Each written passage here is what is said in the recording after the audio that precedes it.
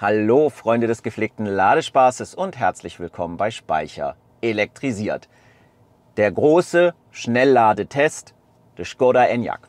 3 Messreihen, A2 Tests rund ums Laden an der DC-Säule. Wir machen das einmal mit einem niedrigen SOC, wir machen das mit Auswahl der Ladesäule in der Hoffnung auf Vorkonditionierung und einfach hinfahren, spontan. Wir machen das auch mal mit dem sogenannten Vorheizen vor der Fahrt, wie es Škoda empfohlen hat in seinem Wintervideo, und gucken einfach, was dabei passieren wird. Wir fahren natürlich auch mit dem vom Škoda-System gemeldeten Stand, wann man laden soll, an eine Säule. Und natürlich wäre kein Ladecheck perfekt, ohne auch einfach mal einen Blick in die Ladeplanung zu werfen. Und ja, da hat es vielleicht auch noch so eine Unpässlichkeit. All das in diesem Video. Natürlich auch jede Menge Hintergrundinformationen zur Elektromobilität wieder mit dabei bei den einzelnen Ladetests. Es lohnt sich, alles anzuschauen. Auf geht's!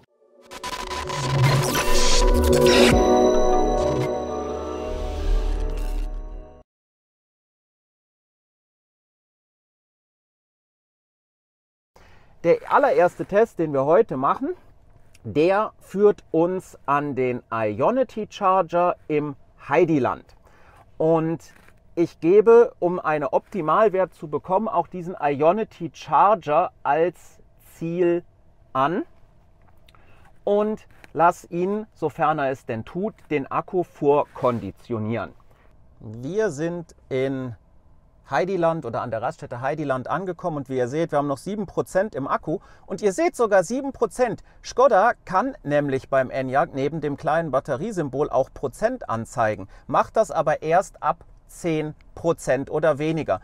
Blendet uns doch bitte diese Prozentzahl dauerhaft ein, das wäre doch brillant. Ja, und los geht's, ihr seht 7% und wir schauen einfach mal, was uns Ionity hier so bringen wird. Das sagt euch die PowerPass-App, es sei nichts mehr frei, denn hier sind zwar 4 Ionity-Säulen, aber diese PowerPass-App kennt immer nur eine. Die wechselt. Jetzt kennt sie nur die 03. Als ich losgefahren bin und geguckt habe, ob was frei ist, kannte sie nur die 01, dann die 02. Aber ihr seht, verfügbar 0 von 1 und nicht 0 von 4. Und wenn ihr Pech habt, dann kennt diese App gerade die falsche Säule und ihr könnt mit der App nicht starten, weswegen ihr echt gut beraten seid, einfach noch eure Karte mitzunehmen, weil sonst hätte ich hier gar nichts starten können. Škoda, bitte die App nachbessern. PowerPass ist super, aber es müssen wirklich alle Säulen drin sein. Ich kann nicht hier stehen und dann sagt mir die App, ich will aber Säule Nummer 3. Nur an Säule Nummer 3 hier nebenan steht ein ID4. Und wer jetzt glaubt, die App ist komplett unbrauchbar, nein, das ist sie gar nicht. Weil spannenderweise weiß sie, das seht ihr hier unten, ich hoffe, ihr seht es zumindest, weiß sie, dass ich, so jetzt seht ihr es, dass sie lädt, also die App weiß, dass ich lade. Und wenn ich da drauf tippe, dann seht ihr auch alle Daten des Ladevorgangs. Also das hat zumindest funktioniert. Wir haben jetzt 58,5 Kilowattstunden in 37 Minuten gezogen, sind jetzt auf 80% und immer noch bei 64 kW. Die Hälfte der Peak-Ladeleistung bei 80% noch anliegen zu haben, ist top. Wir beenden jetzt hier den Ladevorgang einfach mal mit der App, beenden ihn. Auch hier sehen wir 37 Minuten 40 für fast 58 oder 59 kW. Ja, das war's. Ladetest 1 beendet. Alles, wie ich es erwartet habe und von 7% auf 80 in, ja, nicht 33 Minuten, sondern in knapp 37 oder 38 Minuten.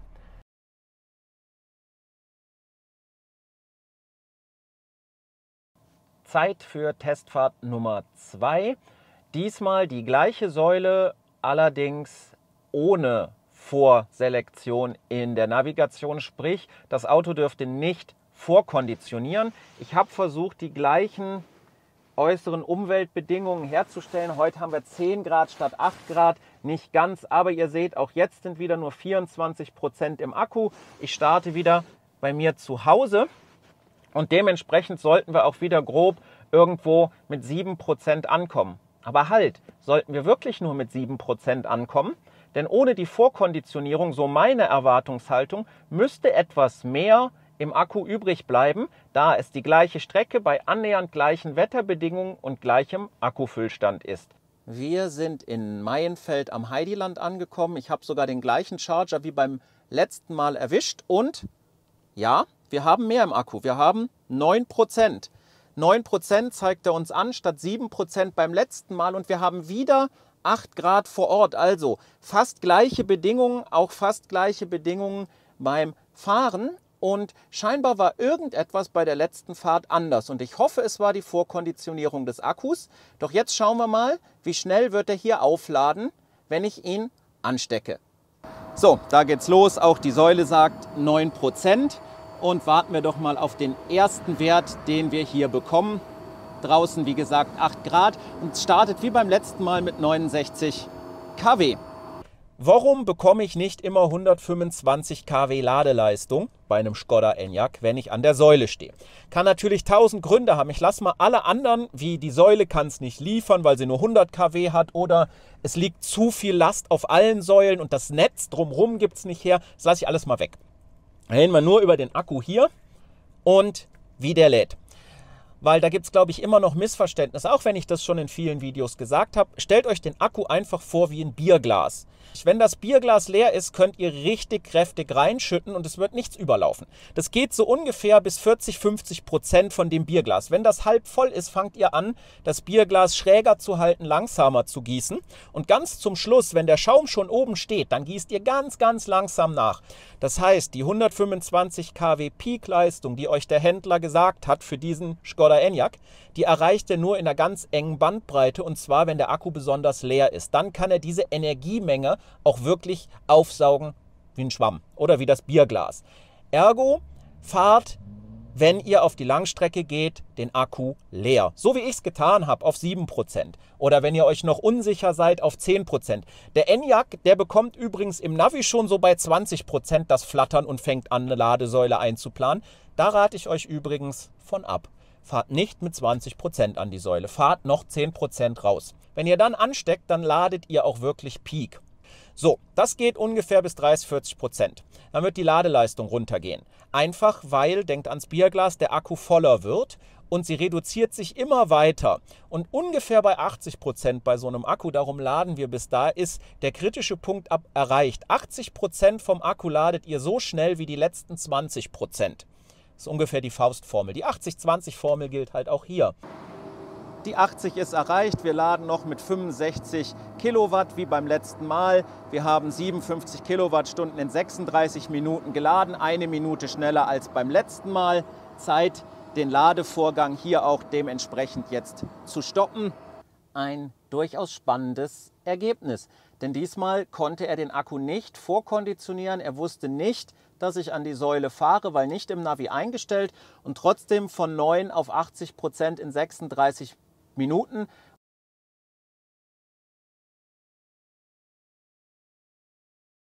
Nun steht der dritte Ladetest an. Bei diesem Test geht es darum, an der Säule mit ungefähr dem Akkustand zu sein, den Škoda empfiehlt. Und darum fahren wir auch heute hier mit 35% los, statt sonst 24%. Das sollte mich ungefähr mit 20% an die Ionity-Säule bringen. Wir haben aktuell noch 10 Grad und ich gehe davon aus, unten an der Ionity-Säule im Heidiland wird es ungefähr 8 Grad haben.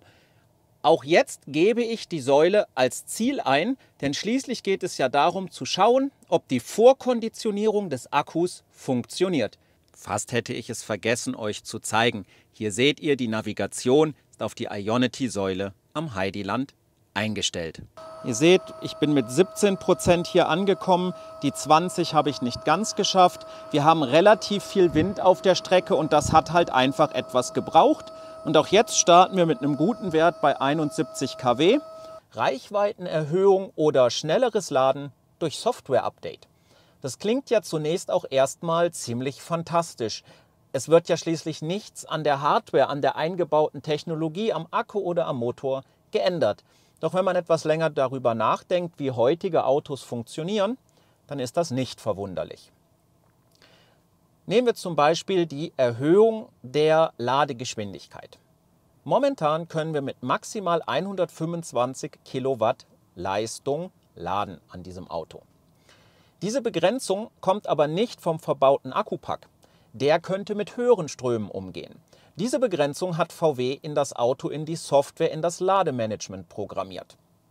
Einfach, um, wie Sie sagen, Erfahrung zu sammeln und bei Bedarf und, wenn die Erfahrungswerte dafür sprechen, diese Leistung zu erhöhen. Und genau das wollen Sie ja jetzt tun, auf 135 Kilowatt Maximalleistung. Gleichzeitig ist in diesem Auto aber auch programmiert, über welche Zeitspanne oder welchen, besser gesagt, Ladezustand des Akkus, gerne auch SOC genannt oder State of Charge, diese Leistung gehalten wird. Und auch dort kann man an der Software wiederum ansetzen. Und auch genau das möchte VW tun. Und wenn man sich das jetzt vor Augen führt, dass VW hier in der Software Limitationen einfach herausnimmt, dann ist klar, warum Sie per Software-Update, oh Wunder, die Ladeleistung und somit die Ladegeschwindigkeit erhöhen können. Ja, wir warten nur noch auf das letzte Prozent, da ist es, und stoppen den Vorgang an dieser Stelle und haben damit das Ergebnis dieses Ladetests auch erreicht. Das war Ladetest Nummer 3. Ihr seht, wie lange wir gebraucht haben, genauso lange wie bei Nummer 2. Und das, obwohl wir 10% mehr im Akku hatten und die Säule auch als Ziel angegeben haben.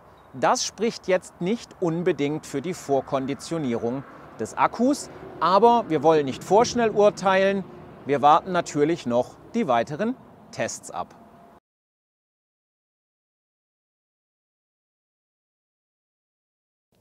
Willkommen zu Ladetest Nummer 4. Dieses Mal wie bei Ladetest Nummer 3 mit 35% SOC. Wir haben draußen allerdings etwas kühler. Ja, der Winter ist halt voll da, 4,5 Grad. Schauen mal, dass das hoffentlich nicht zu viel Auswirkung hat. Sind zwar zwei geänderte Variablen dann an der Stelle, eben einerseits die Außentemperatur, andererseits der SOC, kann ich nicht ändern, reden wir gleich nochmal beim Ladestopp drüber. Los geht's wieder Richtung Heidiland. Ankunft ist halt wieder versucht um 20%. Und dann schauen wir mal, wie er lädt. Dieses Mal ist die Ionity nicht als Ziel angegeben. Der Wagen ist auch nicht vorgeheizt. Erneut sind wir in Maienfeld beim Heidiland angekommen, jetzt mit 18%. Wir haben allerdings auch 1,5 Grad und auf der Fahrt war es auch kein einziges Mal wirklich viel wärmer. Ihr seht 18% und auch jetzt sind wir gespannt auf den ersten Wert, den uns die Säule geben wird.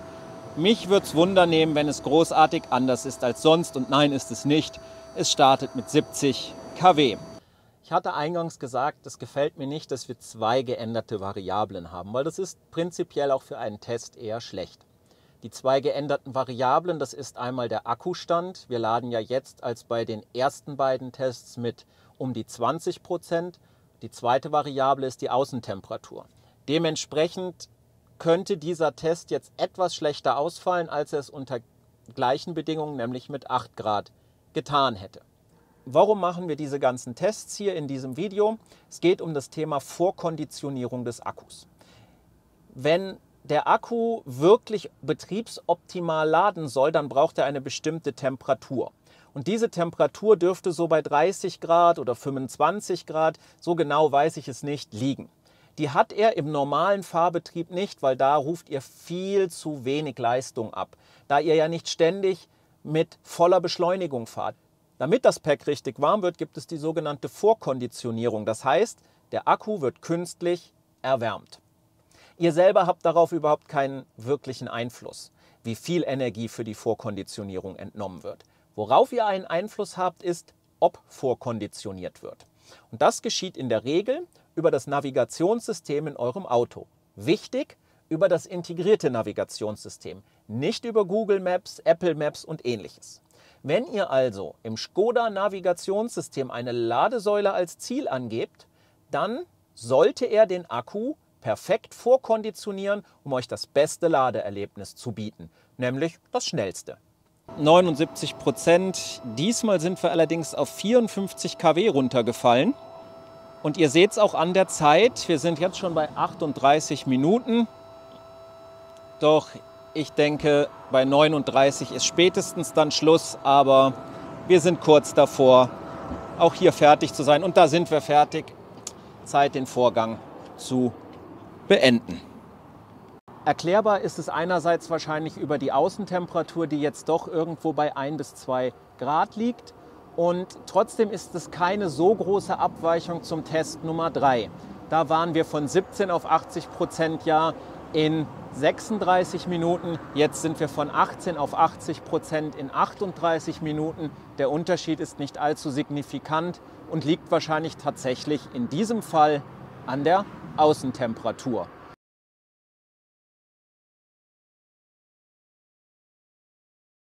Der nächste Ladetest steht an, oder besser gesagt der Auftakt zum letzten Zyklus aus 3x2 Tests. Das Wetter ist diesmal bewusst kalt und eher nicht so schön gewählt. Ich zeige es euch, ich hoffe, ihr seht es. Wir haben draußen Raureif, Schnee, Schneematsch, also beste Winterbedingungen. Und diese 2 Tests drehen sich darum, mit niedrigem SOC, also niedrigem Batteriestand an die Säule zu fahren, wieder unter 10%. Und diesmal teste ich, ob das Vorheizen vor der Fahrt Auswirkungen hat. Denn gemäß Škoda und ihrem im Dezember 2021 publizierten Video zu den Wintertipps müsste beim Vorheizen auch der Akku temperiert werden. Dementsprechend habe ich das Auto auch vorgeheizt, und zwar genau so, wie es auch Škoda empfiehlt, mindestens 1 Stunde vor der Fahrt. Wir haben jetzt auch hier 25% im Akku drin. Bei Schnee angekommen im Heidiland. Wir haben, ich zeige es euch, 7% noch im Akku vor Ort, minus 1 Grad. Und los geht die wilde Schneegestöberparty hier draußen. 7%, die Säule ist aktiv. Und dann gucken wir mal, was passieren wird. Erste Wert, wie zu erwarten, irgendwo um 70 kW. Auch bei diesem Ladestopp reden wir ein bisschen über Themen rund ums Laden. Und da wir ja jetzt den vorgeheizten Test machen, warum ist es so wichtig, dass der Akku eine vernünftige Betriebstemperatur hat? Na ganz einfach, wenn der Akku wohl temperiert ist, dann kann er höhere Ströme verkraften, sowohl beim Laden als auch beim Entladen. Ergo, ihr habt mehr Bums beim Fahren und ihr könnt schneller wieder aufladen. Das ist mal das eine. Das andere, das ist aber noch etwas ganz, ganz Wichtiges. Und da geht es um eine besonders fiese Form der vorzeitigen Alterung. Das sogenannte Lithium-Plating und die Dendritenbildung. Was ist das? Nun, stellen wir uns den Lithium-Ionen-Akku mal ganz, ganz stark vereinfacht vor. Dann haben wir ein Plus und ein Minus. Und an Plus und Minus haben wir jeweils unterschiedliche Materialien. So, auf der einen Seite haben wir das Lithium und auf der anderen Seite Graphit. Und beim Laden wandern Lithium-Ionen vom Lithiumteil hinüber in den Graphitteil. Der Graphitteil kann aber Lithium-Ionen nicht so schnell einlagern wie der Lithiumteil.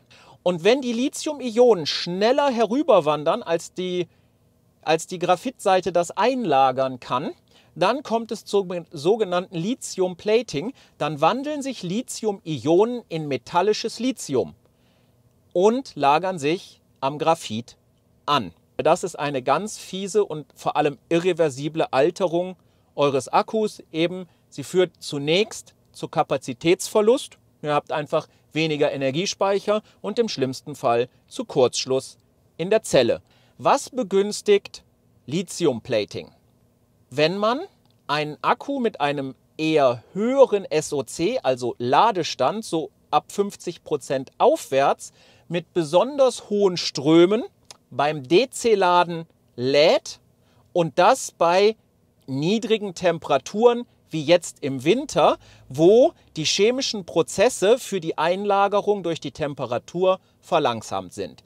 Und jetzt erklärt sich sofort, warum das so wichtig ist, dass eine Batterie wohltemperiert an so eine Schnellladesäule geht. Ist das jetzt euer Job, darauf zu achten? Nein. Dafür gibt es das sogenannte Batteriemanagementsystem.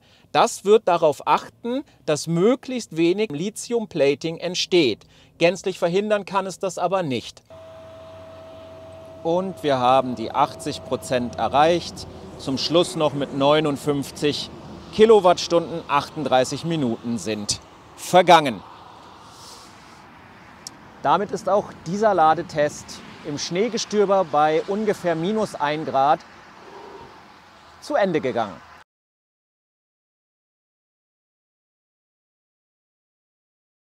Schönen guten Morgen. Wir haben so etwas, das man Winter nennen kann. Vielleicht seht ihr den Raureif draußen. Werfen wir einen Blick nach vorne aufs Display. 25% sind im Akku und der Wagen müsste jetzt ziemlich ausgekühlt sein. Wir haben hier, wo ich wohne, ungefähr -3,5, -4 Grad und jetzt fahren wir runter, wieder nach Maienfeld, nach Heidiland und da dürften wir um die -6 Grad haben. Das Auto für diesen letzten Ladetest ist nicht vorgeheizt. Die Ladesäule wird nicht als Ziel angegeben. Das heißt, ich habe nur die Fahrtstrecke von ungefähr 35 Minuten und dann stecken wir da an und schauen, was passiert. Angekommen im Heidiland am Ionity Charger mit 6%. So, jetzt wird es Zeit anzustecken und dann gucken wir mal, was jetzt passieren wird. 6% stehen da. Wir gucken mal, was passiert. Auch hier nochmal für euch. Ich hoffe, ihr seht, mein Atem ist kalt und da haben wir den ersten Wert. 67 Kilowatt zieht er. Warum sollte seine Batterie nicht auf 0% leer fahren und nicht auf 100% vollladen? Das hören wir ja ständig im Alltag. Das lesen wir in der digitalen Betriebsanleitung von unserem Enyaq. Unsere Batterie unterliegt einer Alterung. Das haben wir auch schon oft gehört. Und das heißt im Wesentlichen, dass sie an Kapazität verliert. Kapazität, das ist die elektrische Ladung, die eure Batterie speichern kann. Sie altert auf 2 Arten. Die kalendarische Alterung, die findet so oder so statt, ob ihr die Batterie nutzt oder nicht.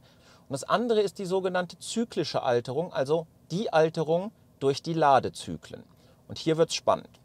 In diesem Zusammenhang möchte ich hier kurz 2 Begriffe benutzen. Das eine ist die sogenannte Entladeschlussspannung, das andere die Ladeschlussspannung.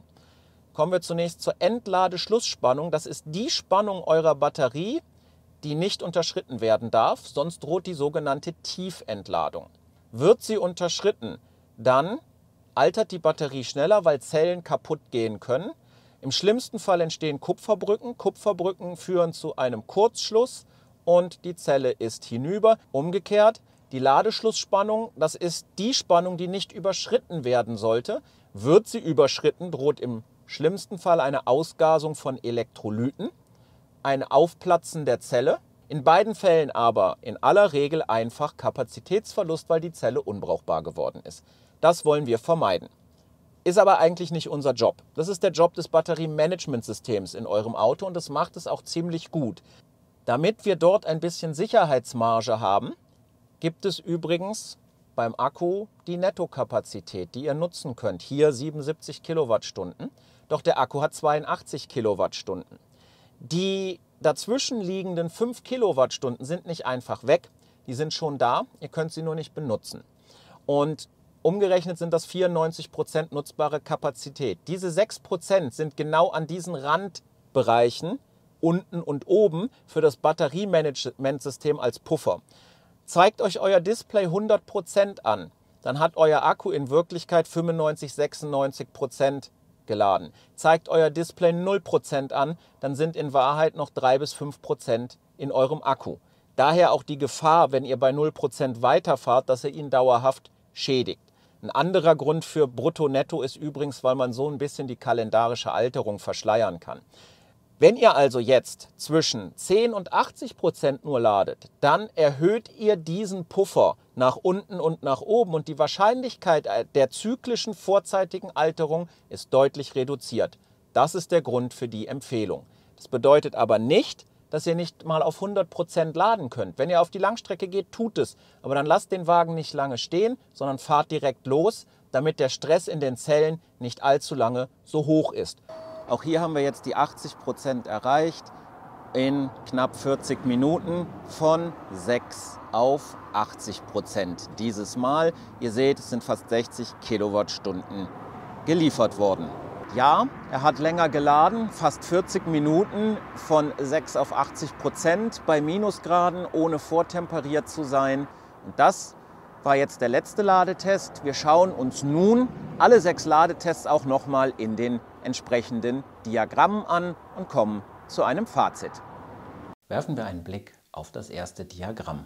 Zur Erklärung: Die entsprechenden Linientypen gruppieren die jeweiligen Tests. Es waren ja 3 mal 2 und die jeweilige Farbe kennzeichnet die Testart. Das heißt, die blauen sind die Spontanladung, ergo ohne Auswahl der Ladesäule im Navi, ohne Vorheizen, und die roten sind entweder mit Vorauswahl im Navi oder mit Vorheizen.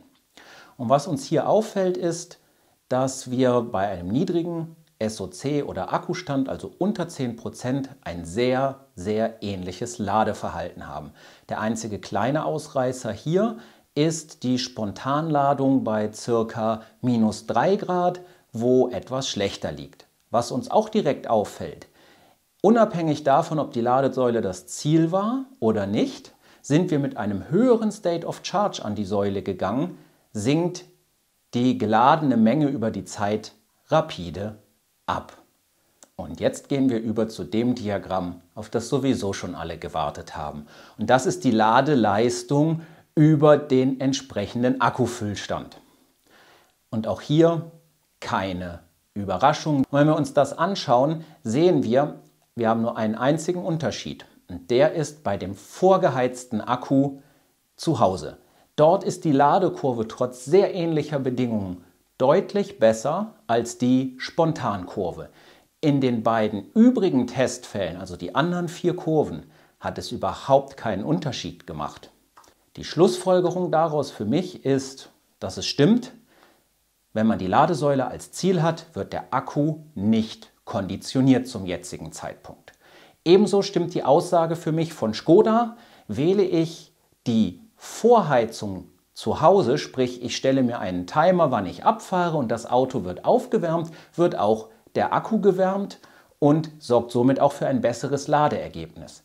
Das wird für mich dadurch unterstützt, dass ich ja grundsätzlich die gleiche Strecke gefahren bin, und zwar immer diese 55 Kilometer von mir zur Ladesäule in nahezu immer der gleichen Zeit, zwischen 35 und 36 Minuten, bei nahezu gleichem Durchschnittstempo. Also Feststellung hier: Derzeit ist das Einzige, was euch wirklich hilft, mit einem möglichst niedrigen SOC an die Säule zu fahren, um das Maximum aus der Ladung zu holen. Und niedrig heißt hier wirklich unter 10%. Und wenn es draußen kalt ist, auch ganz deutlich sichtbar die Empfehlung: Vorheizen zu Hause. Das sehen wir auch übrigens an den Verbrauchswerten, die ich ja eingeblendet habe. Bei den jeweiligen Tests auf gleicher Strecke, bei gleichen Konditionen mit dem Vorheizen, kam ich mit einem 1% höheren Akkustand an, obwohl ich zu Hause noch 1% in die Vorheizung investiert habe. Das ist gut. Was nicht so gut ist, ist natürlich, dass das Konditionieren des Akkus nicht funktioniert. Und hier meine Bitte, liebe Škoda: Bessert das nach.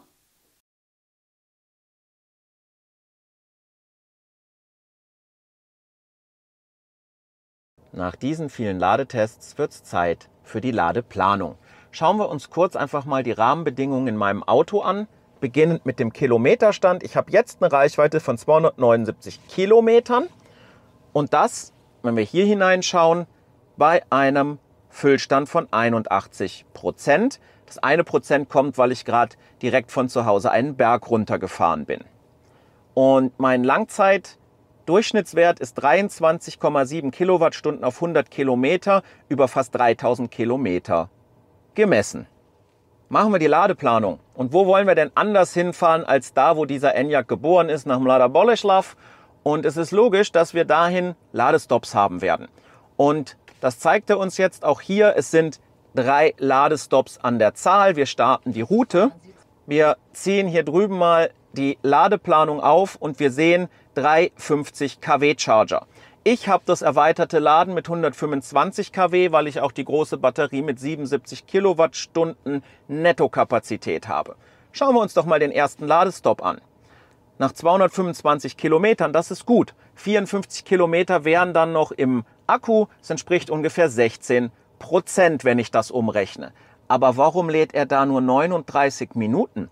Weil wenn er das tut, bei 50 kW und sogar davon ausgehend, dass der von der ersten Sekunde bis zur letzten der 39 Minuten Peak lädt, also mit 50 kW, ziehen wir hier unter Idealbedingungen 32,5 Kilowattstunden. Und wenn ich die umrechne und draufrechne, das entspricht ja nicht mal der Hälfte einer Akkufüllung, nämlich 42% bei mir, und die auf die 16 rechne, habe ich danach 58% im Akku. Das ist irgendwie merkwürdig und das zieht sich weiter durch. Hier will er nur 35 Minuten laden und dann nochmal 39 Minuten. Er lädt also relativ konstant immer die gleiche Menge um 32 Kilowattstunden nach. Also immer nur 42% meines Akkus. Aber wenn wir darauf gucken, 422 Kilometer zu 225 Kilometern. Er fährt aber immer relativ gut den Akku leer. Und auch das matcht irgendwie nicht. Wenn ich jetzt nur auf 58% Akkufüllstand bei mir komme, dann reicht eigentlich bei meinem Verbrauch das auch nicht aus. Also irgendwas stimmt hier hinten und vorne nicht. Und dann habe ich darüber nachgedacht, 50 kW und 32 Kilowattstunden, und dann dämmerte es mir. Ich habe es dann umgerechnet. Den Škoda bekommt ihr ja nun mal auch mit einem 58 und einem 52 Kilowattstunden Akku. Und wenn ihr das umrechnet, 32 Kilowattstunden sind grob die Menge, die du brauchst, um auf 80% zu kommen beim 52 Kilowattstunden Akku. Und zwar dann, wenn du ihn so leer fährst, wie es Škoda vorsieht. Irgendwas zwischen 10 und 20%, weil eben, dann passt es. Und wenn man sich jetzt überlegt, dass in der Basisvariante von diesem Škoda ihr 50 kW Ladepeak habt, dann erklären sich auch die Ladesäulen. Und meine Vermutung hier ist, dass Infotainment aus welchen Gründen auch immer ignoriert, wenn ihr eine größere Batterie habt oder das erweiterte Laden. Es geht immer davon aus, dass ihr die kleine Batterie habt und das langsame Laden. Und dann macht diese Ladeplanung extrem viel Sinn. Für alle, die einen größeren Akku haben oder das schnellere Laden, ist diese Ladeplanung mit Verlaub Stand heute nahezu unbrauchbar. Ihr müsst sie manuell umplanen, weil weder die Ladezeiten, damit die Ankunftszeiten sind verlässlich, noch sind die Säulen sinnvoll. Und das funktioniert so nicht. Das ist ein Software-Issue. Ich weiß nicht genau, wo es ist. Ich vermute, es ist ein Problem im Infotainment. Es geht einfach mit falschen Basisdaten um. Das sind jetzt natürlich einfach mathematische Berechnungen. Doch es gibt Leute, die haben tiefer gebohrt. Und zwar über den OBD-Anschluss, also das Onboard Diagnostic, und haben nachgeschaut im Steuergerät. Und zwar im Steuergerät vom Infotainment. Und was die da gefunden haben ist, dass es zwei Parametereinstellungen gibt. Eine für die Batteriegröße und eine für die Ladeleistung. Und diese findigen Leute, deren Posts man in den einschlägigen Foren online findet, haben herausgefunden, dass selbst bei ihren großen Enyaqs mit dem 77 Kilowattstunden Akku und der erweiterten Ladeleistung dort tatsächlich die Basiswerte konfiguriert sind. Was ich also nur als Papierübung mathematisch gemacht habe, haben die einfach gecheckt und festgestellt, dass das so ist. Und jetzt gibt es tatsächlich auch Online-Leute, die sind sogar noch einen Schritt weiter gegangen. Die haben die Werte selbst geändert mit dem OBD-Tools. Und das Ergebnis war, dass die Ladeplanung danach perfekt funktioniert hat. Die haben das dann einfach auf 77 Kilowattstunden umgestellt oder 82 mussten sie, glaube ich, angeben, Bruttokapazität und 125 kW. Und siehe da, das Navi hat nur noch Charger 125 kW oder mehr eingeplant und auch die richtigen Zeiten berechnet. Ja, und das würde bedeuten, das ganze Problem, der ganze Schmerz, den wir haben mit der Navigation aktuell, basiert auf zwei falschen Parametern im Infotainment-Steuergerät. Und allenfalls ist das ja Over-the-Air-Update fähig. Und vielleicht könnte Škoda hier einfach ein Update für uns einspielen und einen der riesengroßen Schmerzpunkte in der Navigation über Nacht lösen. Das wäre natürlich gut. Besser ist es natürlich, wenn ich im Infotainment oder in der Navigation einstellen kann, was die Mindestladeleistung sein soll. Und noch besser wäre es, wenn ich angeben kann, was mein Mindest-SOC-Stand sein soll, mit dem ich an die Ladesäule fahre. Nicht jeder will bei 20 oder 16% laden. Ich würde gern konfigurieren können, nicht über, sagen wir mal, 10% an die Ladesäule. Dann wäre es natürlich perfekt. Liebe Škoda, jetzt wende ich mich direkt an euch, persönlich in der Hoffnung, dass ihr dieses Video schaut. Gerüchten zufolge, ich blende das einfach mal ein, bekommen alle neuen Enyaqs ab der zweiten Woche im Januar 2022 das neue Software-Update schon ab Werk eingespielt. Und Gerüchten zufolge bekommen es die Enyaqs auf der Straße erst Ende Q2 2022. Und ich möchte euch bitten, noch einmal genau zu prüfen, ob ihr das nicht beschleunigen könnt. Wir, die Kunden der ersten Stunde, haben wohl wissend, dass die Fahrzeuge nicht perfekt sein werden, dass die Enyaqs Fehler und Bugs haben werden, euch unterstützt und an die Zukunft der Elektromobilität bei Škoda geglaubt und tun das noch. Wir leben seitdem mit sehr unschönen Bugs in der Software und mit den Unpässlichkeiten, die unser Škoda softwareseitig hat. Versteht mich nicht falsch. Der Enyaq ist ein Spitzenauto, das mehrheitlich einwandfrei funktioniert. Doch manchmal sind gewisse Sachen sehr lästig und schmerzhaft.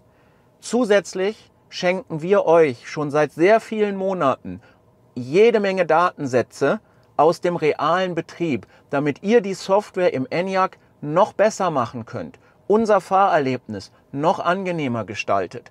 Und ich finde, wir, die Kunden der ersten Stunde, die euch zudem auch hier noch helfen, das Produkt zu verbessern, haben es einfach verdient, ein Software-Update möglichst bald zu bekommen. Vielen Dank.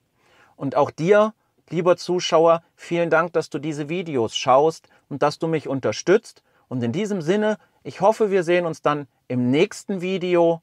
Bleib energiegeladen. Dear Škoda, this is my personal attempt to reach out directly to you. Rumors have it that the new software update will already be made available to new built cars starting in the second week of January 22. Whilst rumors have it again, the update for the Enyaqs out there on the road will not be released earlier than the end of Q2 22. And my humble request is about rethinking this date. Please check if you are able to make this software update available to the cars out on the road earlier this year. We, the early adopters, knew when we bought an Enyaq that it wouldn't be perfect, that there would be bugs and some issues. But we trusted you on the Enyaq. We trusted you on your vision of the electric future of your cars. And we still do. We live with all those arrows. They are annoying. Don't get me wrong. The car is really good. It drives good. And it gives a really, really joyful ride. But some of the stuff shown in the video and other stuff in the software is so much annoying to us that we are just asking for updates. And also we are providing a lot of data, real life data to you, month and month and month and ongoing, so that you are able to improve the software, to learn from all those things happen out there. And I think for this, what we have done, being early adopters and providing you this data, we deserve the software update earlier. Please think about this. And maybe you are able to make this happen. Thank you. And to all my viewers, please excuse my lousy English. Please excuse that there are only subtitles available, but I'm thankful that you're watching my videos and I hope to see you in the next one. Stay energetic.